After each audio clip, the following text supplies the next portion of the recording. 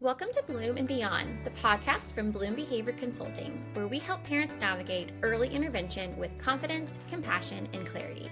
We're your host. I'm Ramsee and Bekah. And I'm Bekah Black, both board-certified behavior analysts and moms who believe every family deserves support that grows with them. Whether your child has a diagnosis or you're simply seeking guidance to better understand their development, you're in the right place. Let's explore the milestones, mindsets, and moments that can help you and your child bloom and beyond. Hi, everyone. Welcome back to Bloom and Beyond. We are so excited to be talking with you today. We are going to be discussing Tantrum Avoidance 101. Now, why are we talking about this? Well, whether you have a neurotypical child or a child with some neurodivergent differences, this is applicable to everybody. This is applicable for all children. So if you have someone in your life who is going through toddlerhood and experiencing tantrums, then this is the place to be. So let's jump on into it. Well, first, why are Ramsee and I even qualified to talk about tantrums and ways to help support that?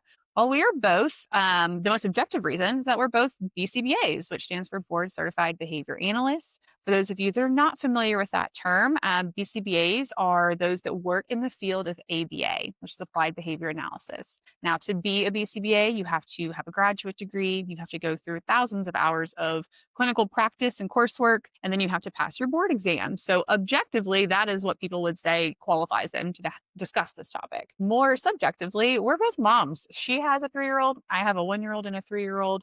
So we live this every single day. We are deep in toddlerhood at our houses. And this is a very real topic for us on a daily basis, as it is for most parents at this stage of their life or their stage of parenthood.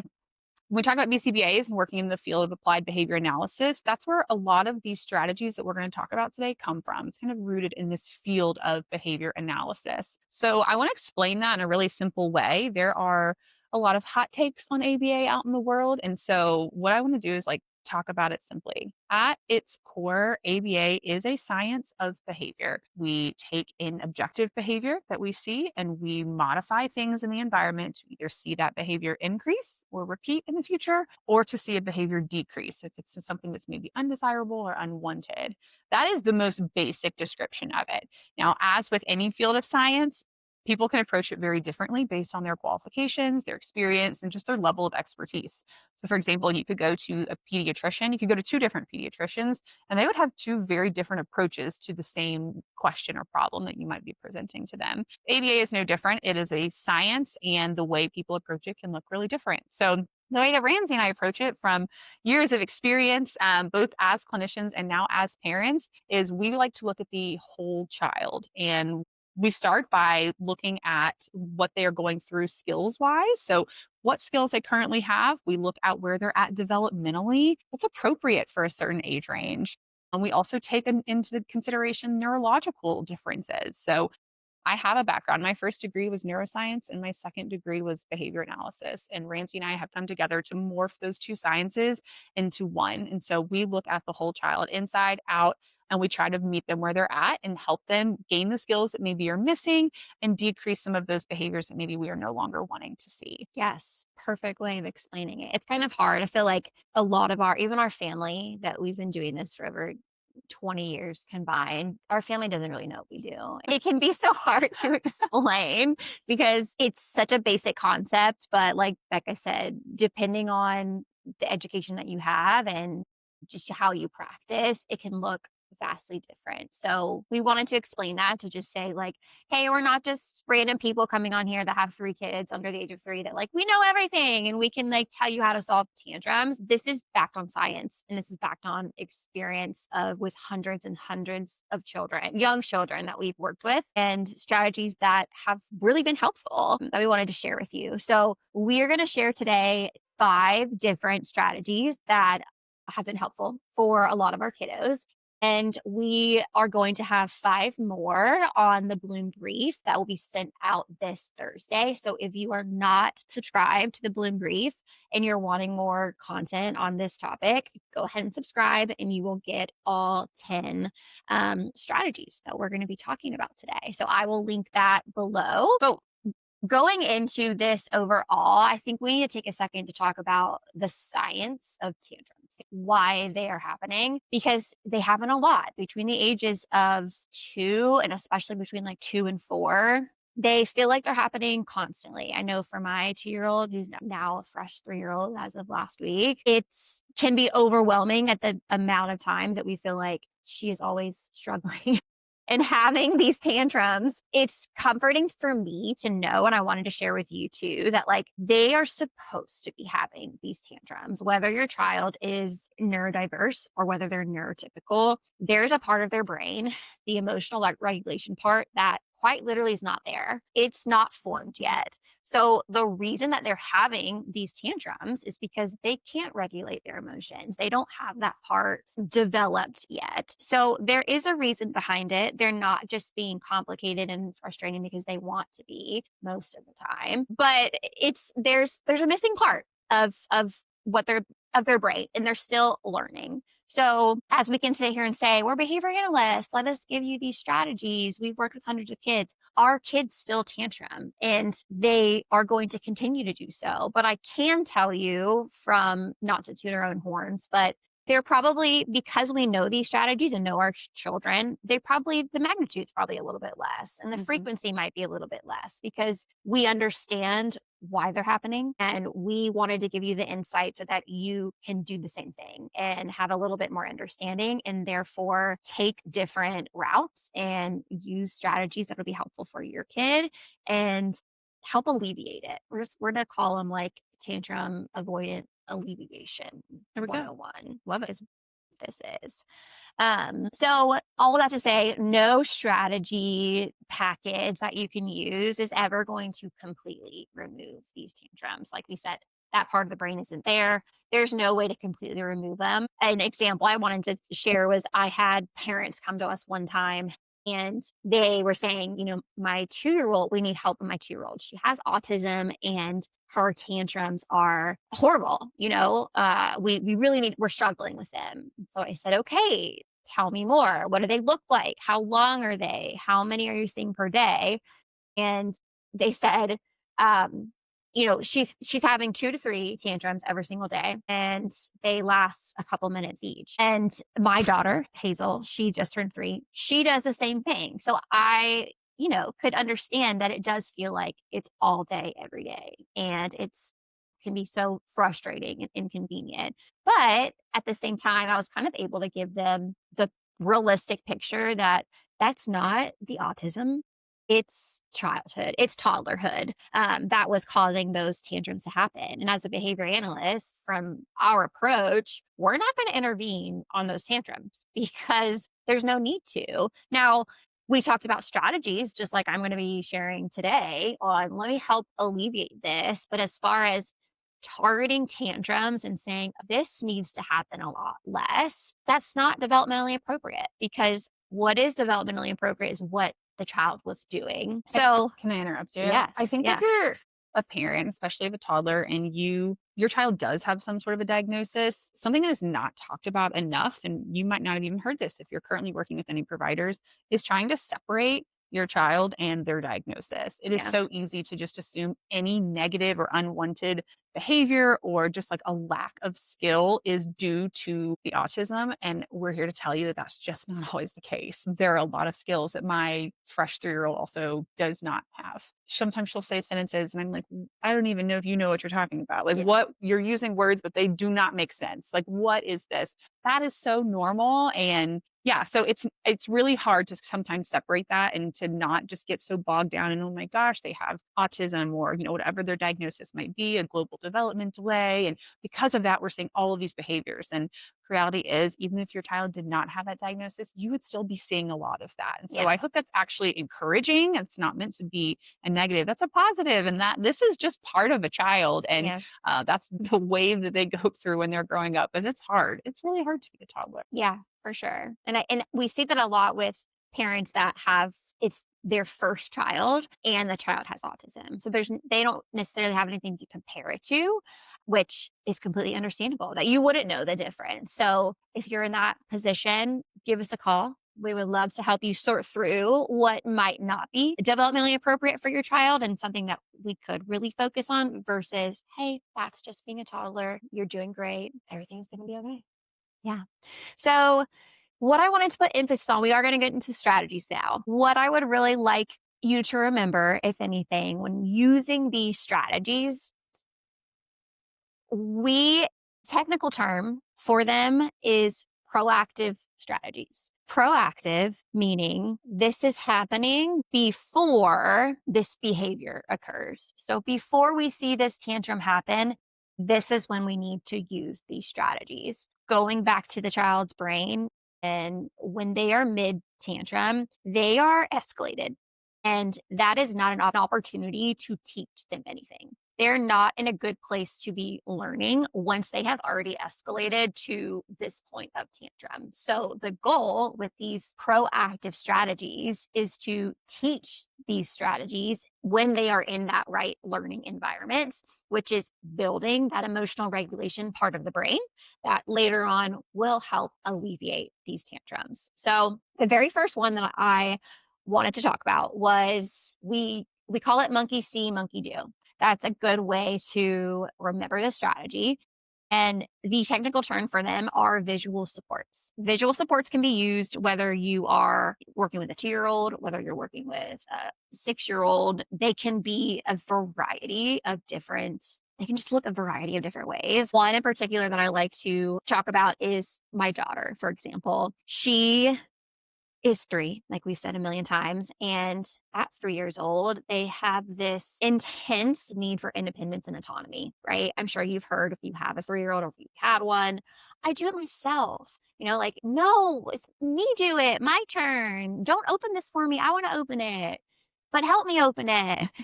It's like never ending. That is the need for independence and to do it themselves. So when you use a visual support for this age group, you really are able to make them think that it's their idea. When they see a visual of, it could be a piece of paper with a picture on it. It could be for older kids, a complete routine of how to get dressed in the morning. What I've used it for is teeth brushing. So I bought Hazel this new bluey toothbrush thinking that she would just love it and want to brush her teeth more. It worked for a day. And then it went back to it's like pulling teeth to get her to brush her teeth now. So what I did was I printed a picture out of the bluey toothbrush and I put it on the bathroom door so that every time she walked through the hallway, she would see, my God, I have a bluey toothbrush. And then it was her idea to brush her teeth, not me telling her that it was now a demand to brush her teeth. So she walks by and she's like, I've got a bluey toothbrush. Mommy, I want to brush my teeth. I'm like, that is such a great idea that you just came up with. Amazing. Let's go. Very, very simple strategy. And a very simple example. I've had we have parents right now that they use it for themselves. So they have a specific picture that tells them to implement a strategy. It's like a picture form of praise. And so they have it posted throughout their house. So they remember. They see it and they're like, oh, have I praised this behavior? Because we want to make it happen more. Have I praised this behavior in the last hour? Let me find something to praise this child for. And that's their visual reminder. Trying to think of another one. It depends on their age and really where they're at, what it is you're trying to accomplish, and what you think they crave independence with the most. Or maybe they need some more support and they're not willing to accept it. Yeah. So washing hands is a common one. Right. Kids they want to do it themselves, but their version of doing it is sticking their hands under the water and then walking away. Right. And they're not getting the soap and actually scrubbing the soap and rinsing them off and drying their hands. And so depending on just what you're getting the most resistance towards is what you can use it with. And it can be, like you said, a quick little visual prompt. It can be multi-step, and it just allows them the opportunity to look at something and imitate it, or kind of think that they have this spontaneous idea on their own without it being a demand. And it takes away your need to prompt it and say don't forget to flush the toilet. Don't forget to do this, because then you get into this child could be prompt dependent on you and is never really going to learn to do the skill independently if you're always there to say, don't forget this, don't forget this. Or you have those kids that are so averse to the demands, and that's just one less that you have to a reminder. That's just one less that you have to say for those kids that are more sensitive to that. Quick little, parent training tip here.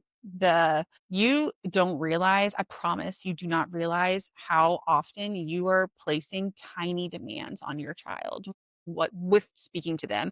And I'm talking about saying their name. That Yeah. is an implied demand in a lot of cases. My daughter Ellie, if I'm saying, "Hey Ellie," she's like, "Yeah," that's technically like a demand because she had to look at me or respond. And now I'm going to say something else to her, like, "Go Mhm. get your water bottle for school." So it can become really aversive, especially for those children that are in the depths of toddlerhood, or maybe they're missing some of those skills due to a potential diagnosis and they are getting more frustrated by all of the demands. I promise you do not realize how often you are kind of implying demands on your child. Yeah. So the beauty of visual supports is that you're taking away something that you have to say. You don't have to tell them with your words. They can kind of come to this on their own, or you can even just like point to it. And that's way less intrusive than you being like, "Hey, go brush your teeth." Like you can kind Mhm. of just point to it and then turn away, and they now have the independence to do it themselves. Even the name too, like, not even a like, it's viewed as a demand too, but for the older kids, it could be an interruption, right? So, like, my older kid that's playing with Legos and mom's like, "Hey, Johnny." He's like, "What?" Like, "You've interrupted my game now 6 times. Like, what do you want?" And you don't see that as a demand. All the parents don't, but it is. It is another thing that you're telling them to do, and it's another time that you're taking away their autonomy, which is just kind of like the frustration meter. It's Mhm. just going up and up and up. So, Absolutely. Well, our next strategy we're going to talk about is what we just call expect over correct. Now, it's a little, technical. It's not as cute as monkey see, monkey do, but expect over correct. And what that means is you want to be talking to your child and telling them what you expect or what you want them to do, and not spending as much time correcting something that they've done or telling them what not to do. So, as you can probably imagine, if you are a parent of a young child, if you tell them, "Hey, don't throw that off the table," you see that little sparkle in their mhm, eyes. They're like, "I'm not supposed to do that." yeah. What you have done inadvertently by just trying to like set, the expectation, you maybe did it very calmly, like might have been a very minor, no big deal moment in your eyes. But what you've now signaled to that toddler, to that young child is, Here's an idea. "She doesn't want me to do that. That's interesting. Gonna file that away for later." And Mhm. you've given attention to it. You've given attention to the thing that you don't want to see. Yep. And you want to know what toddlers crave more than pretty much anything in the world? Attention. Attention. That's what they're after all the time in all these different ways. So you've now just accidentally made it worse. You have probably signaled to them, "Hey, you should do this again if you want mom's attention because Mhm. she spoke up when you did it the first time."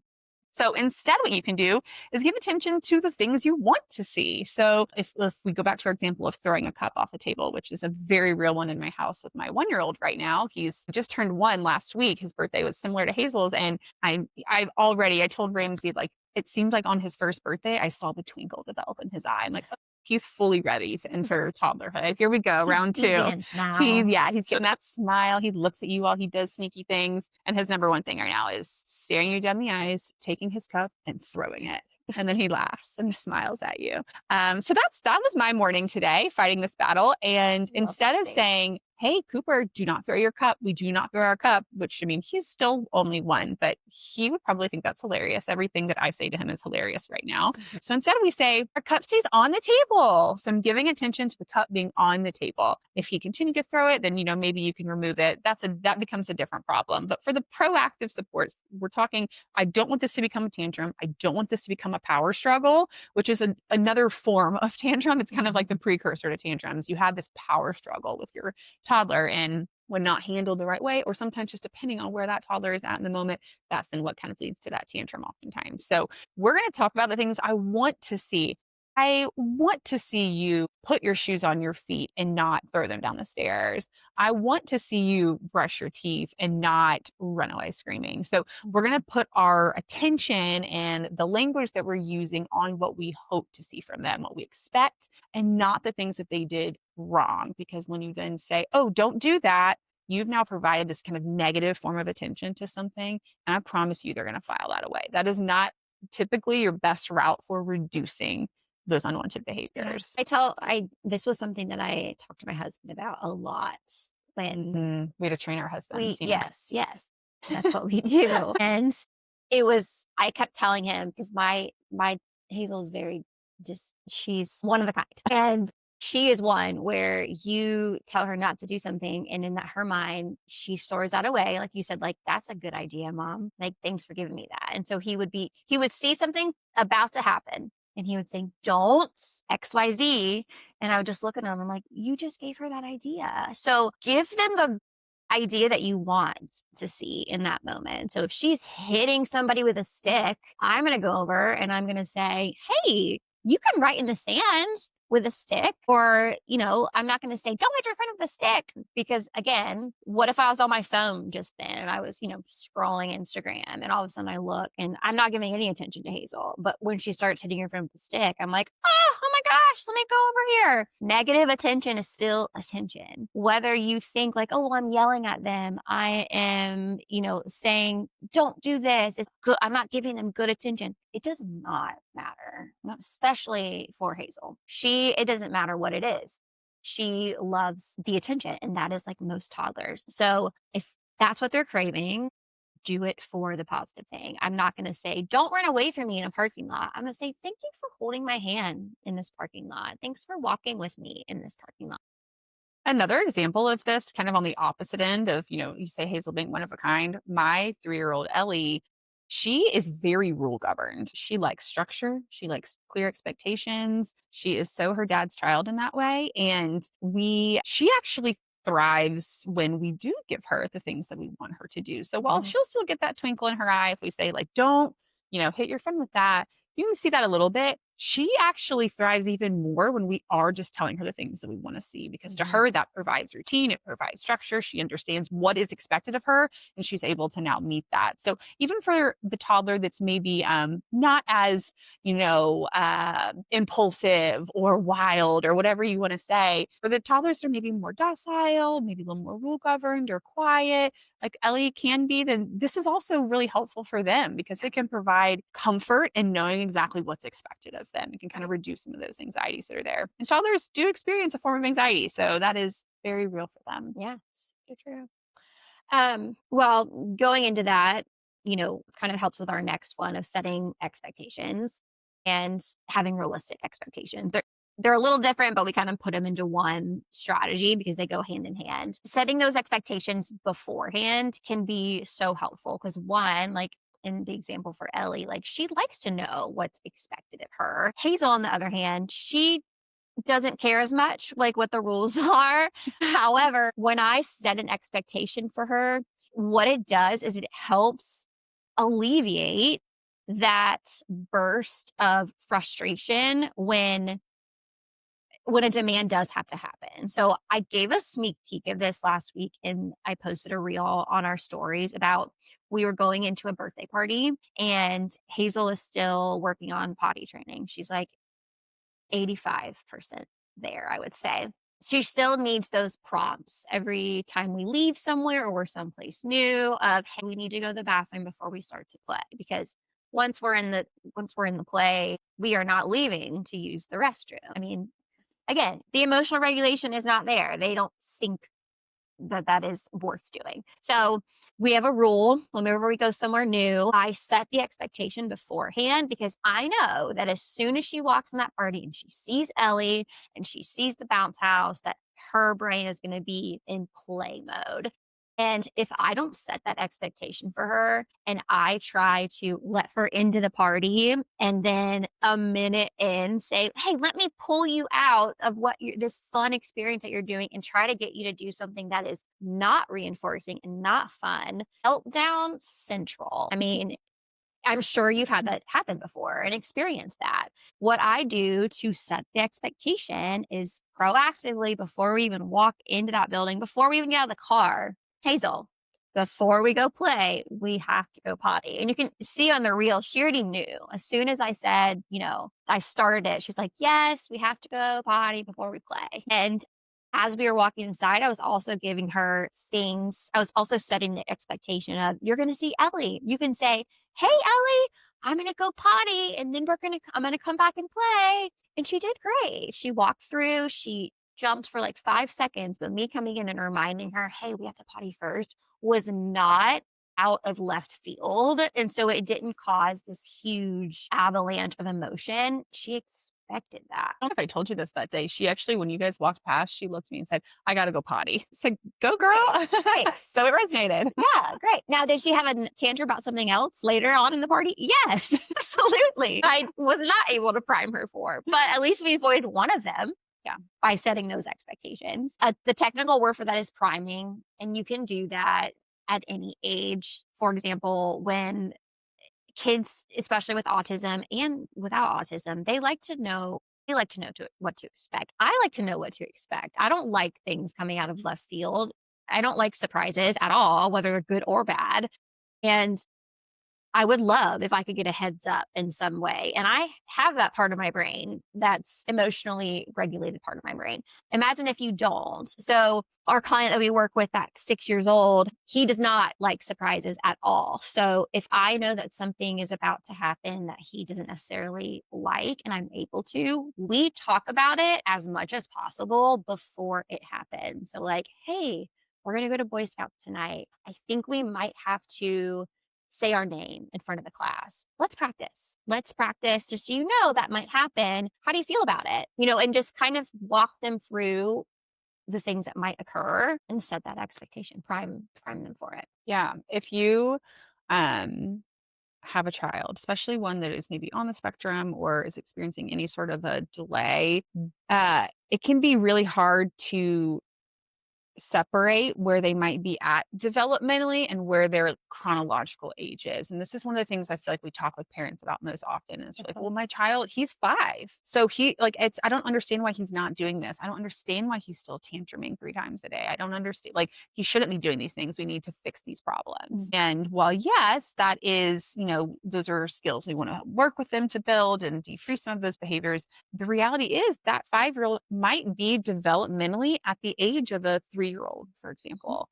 And so the expectations there need to meet their developmental age versus just, oh, he's 5, but his skills aren't there. And so if he doesn't have the skills of a 5-year-old, then it's expected, just as with any toddler, to see them behave in a way that is in that kind of toddler range, maybe around that 3-year-old range. That's the skills they have. That's what they have. Yeah. Despite their actual age, they function as currently a 3-year-old. And what we work with parents on is helping to build up those skills to get them hopefully caught up to where their skills match their age. Right. But in a lot of cases, they're not quite there yet. And even if you take away a diagnosis, this can vary tremendously from a typical 2-year-old, a typically developing 3-year-old.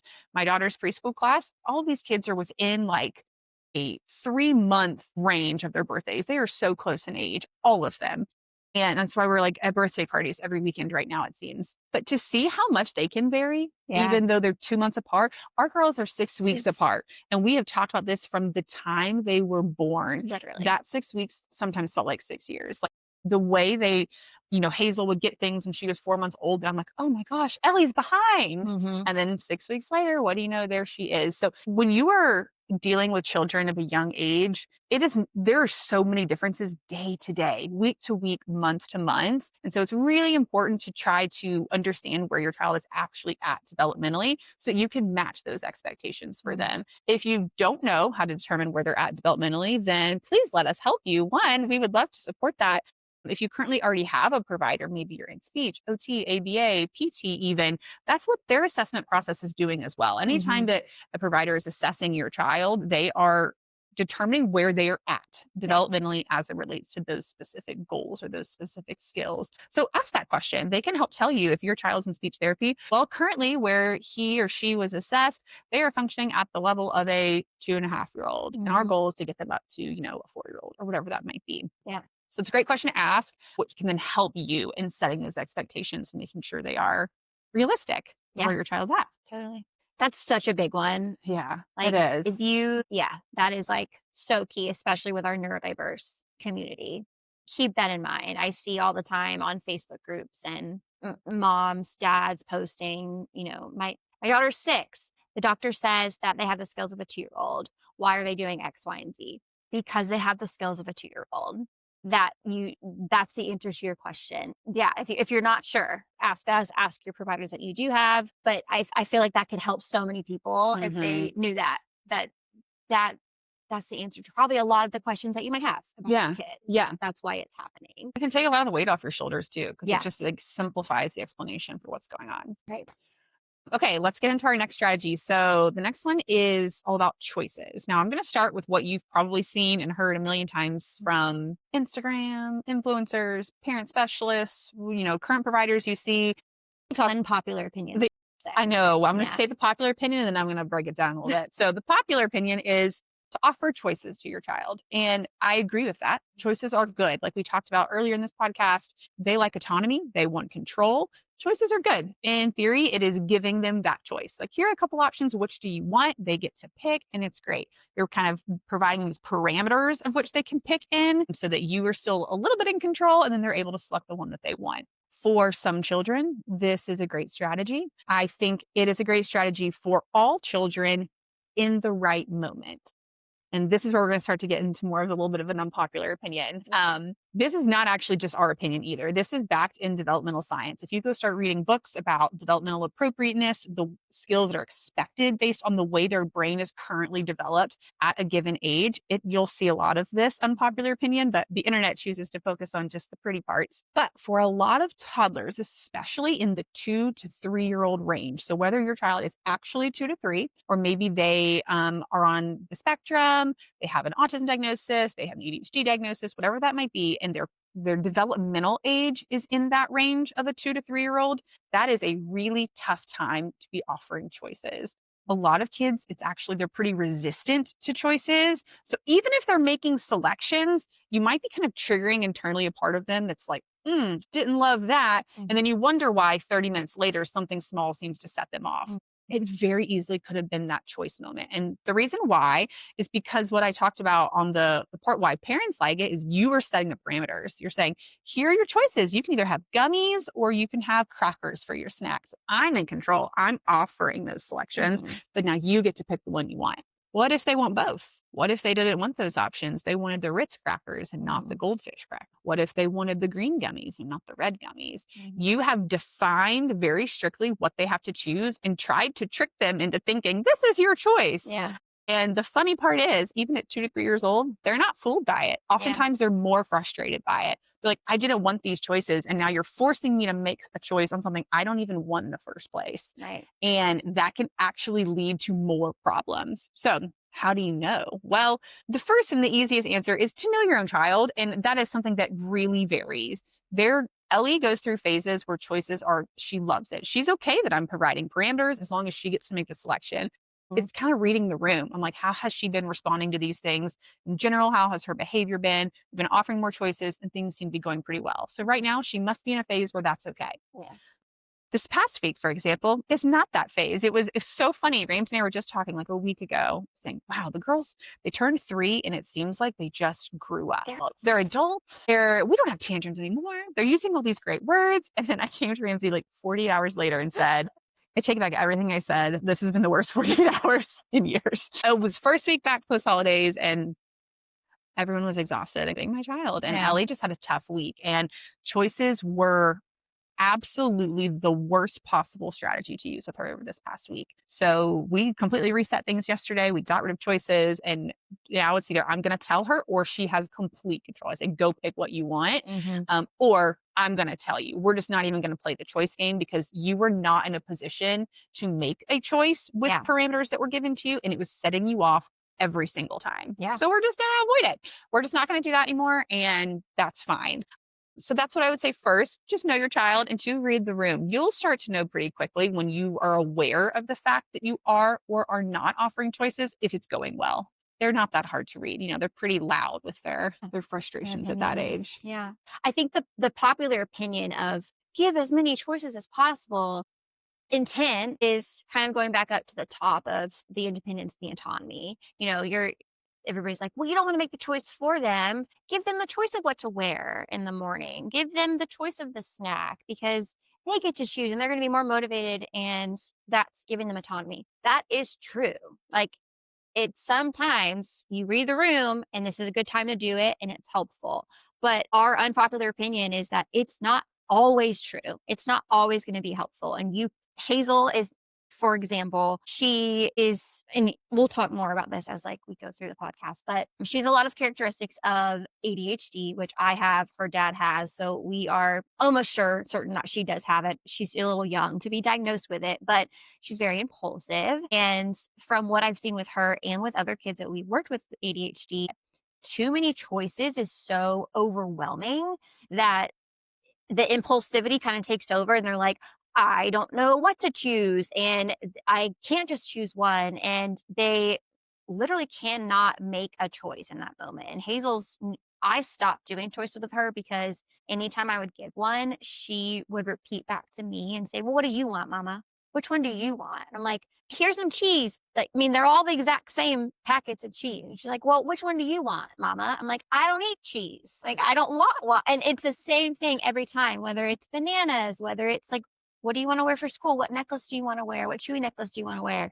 What do you want, mama? Because she can't make that choice. And so, yeah, it's different for every kid. And yes, sometimes it is helpful, but like unpopular opinion, choices are not always helpful at all. Yeah. They suck sometimes.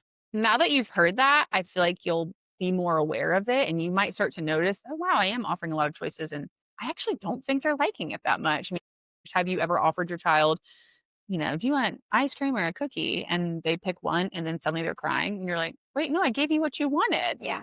They probably didn't want either. Or maybe they wanted both. And now they're mad because they're not even worried about the fact that they got the cookie. They're just mad about the fact that they were denied the ice cream. So it can just be really conflicting. And I had a very humbling moment as both a behavior analyst and a parent this week where I told you it had just been a tough week with Ellie and we were battling and talking about a power struggle. I needed support this week. I'm like, I don't know what to do with her. So we're trying to get in the shower one evening and I'm off and everything had been great. She had been happy, like fun evening. And then I offer her the choice. I'm like, do you want to, she has these little crayons in the bath and then she has these little other, I don't know what they are, and she colors over the walls with them in the tub. I offer her, which one do you want? Which one do you want to bring into the shower tonight? Which we do almost every night. Like this was a very common choice. This is something she's heard a million times and has never seemed to struggle with. She just goes, no. I was like, okay. No So I kind of just waited. I was like, yeah, no, what? What do you want? I don't understand. I'm very confused. And I waited and she burst into tears. No. And then just started to cry. And so I tried presenting it again, thinking I was being helpful because this is a choice she makes every night. It's normally a really preferred one. Yeah. And I'm like, hey, what's going on? I'm like down at her level. I'm like, it's okay. Like, do you want the markers or the crayon thing? Whatever we call it. And she just kept crying. About 2 minutes goes by. I realized, okay, I'm going to stop offering. I'm going to stop talking. She's in crisis. Like she's not able to learn to communicate. Like I'm just going to give her a minute. So I just kind of stood there with her, rubbing her back. And then she looks at me and she goes, I don't know, like through her tears. And I was like, okay, this is now the benefit of you being a little older. You're able to actually tell me like, I don't know how to make that choice right now. And that was a really humbling experience of like, okay, great. Clue in, mom. Like, don't do that anymore. That was not the right time. I just did have to dream about me. Ellie, like, 3-year-old, your husband. What do we have for dinner? I'm like, I don't know. Like the decision fatigue is real. Yes, like, it's so real. Yeah. Yeah. I thought of something too on the choices thing. Oh, I think a good tip for when you do want to give a choice is maybe a good visual that you can think of is instead of two, if you want to give a choice, instead of two preferreds, like I call them greens, like high preferred, like, do you want an ice cream or a cookie? It's like, maybe keep it to like a green and a yellow or a green and a red. So if you're really thinking like they want autonomy, but they're not ready for a choice, it's like, do you want an ice cream or do you want a banana? And like keep it simpler for them because that's easier for me to make a decision when it's like, I really want this and I really don't want this. That could be a good visual to kind of think of when you're reading the room and thinking, what are they prepared for right now? Okay. Last one before we stop for a podcast is reality check is what we're going to call this one. And this is going to take a little bit of thinking on your part as most proactive strategies do, but let me encourage you that you think that a lot implementing these strategies, even if it's new to you to use one of these strategies, you know your child so well. And I have parents all the time tell me like, oh, this is a lot for me to remember to do this strategy. And then I say, okay, well, what triggers your kid? What makes them mad? And they're like, well, if you give them the red cup when they eat mac and cheese, then that will set them off. They always have to have the green cup. And if you give them the blue cup while they're having pasta, it just needs to be on the left side of the plate and not the right. And it's like, you know what's going to set off your child so well. So when you're opening that cabinet and you're thinking, oh, well, he's eating mac and cheese, so I need to have that specific cup, that is you thinking proactively. So you learning these skills, like you're already doing that. You already know when to use them. It's now just learning what they are and when to just place them in those moments. It's not like you're having to figure out what makes my child upset. Like, you know what makes your child upset. That part is the hard part really is like done for you. But this last one is the reality check. If you have a choice, whether you can tell your child to do something, go somewhere, go into Target, go take them into a restaurant to meet your friend for lunch, have a little reality check moment on where is your child mentally? And if it is a choice, whether like, should I do this now or could I do this later? Think of what we call setting events. When's the last time they ate? When's the last time they napped? Where are they mentally? What's have they had enough attention today? Have you just been lugging them around without like even like playing with them? Yeah. Where you're going were they just in the car for like 2 hours and then you expect them to sit at a restaurant for an hour while you yap with your friend? Reality check. Think of those things. And if it's a no, we're like, oh yeah, I have to do this all the time with Hazel. Hazel is my high energy, impulsive, hyperactive kiddo. And if she has not had enough energy that day, the amount of things I have to say no to because she's not going to be a good place and it's just going to be frustrating for me and for her. And it's not going to be a good time. So the amount of reality checks I have to do with my kid is constant. Like, could I put her in a stroller right now and like grab some groceries at Target without her like screaming and say, I want to get out. I want to run. I want this. Most of the time, no, unless we just came from the park or came from, a play date and she's had some energy. She's had some regulation and we're able to do those things. We do this with the girls all the time we're next door neighbors and our daughters are 6 weeks apart. They are practically sisters at this point. Yeah. They have been raised together. As they have gotten a little older in this like 2 to 3 year old range, they don't see each other quite as often. Now, one, life's just busy, but two, Ramsey and I are just so realistic about where they're at because oftentimes when we're wanting to get the girls together, it's because we're tired. It's a Sunday afternoon and I'm like, I'm playing with the kids all weekend. Like, I just need a moment. I would love to like sit and chat with you. Let's like get the girls together as the excuse for us to like have, a break. And it never works. The girls are also tired and all they do is see each other, immediately act like sisters and push each other's buttons. It ends in tears. We have to separate. And I'm like, well, that was the least restful hour of my life. And so we have started to be very realistic about like, hey, do you guys want to go for a walk? And I'm like, actually, Ellie just woke up from a nap and is in a mood. We need 30 minutes to reset and then like let's touch base after. So just being really realistic makes our lives easier. Totally. Like, and yeah, you have to say no to some things and you have to miss out on some things, but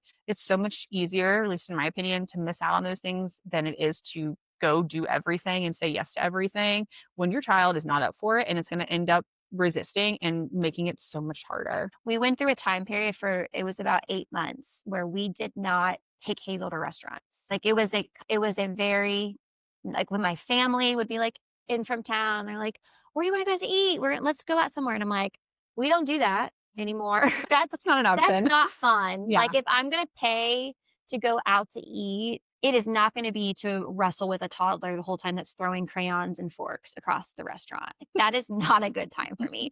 We came back from Christmas break. We were gone almost 3 weeks. Hazel was gone for 3 weeks. We were gone in Florida for almost 3 weeks and I had not seen you in that full time, which we're neighbors, we're co-founders. Like that's really weird. Together all the time. Right.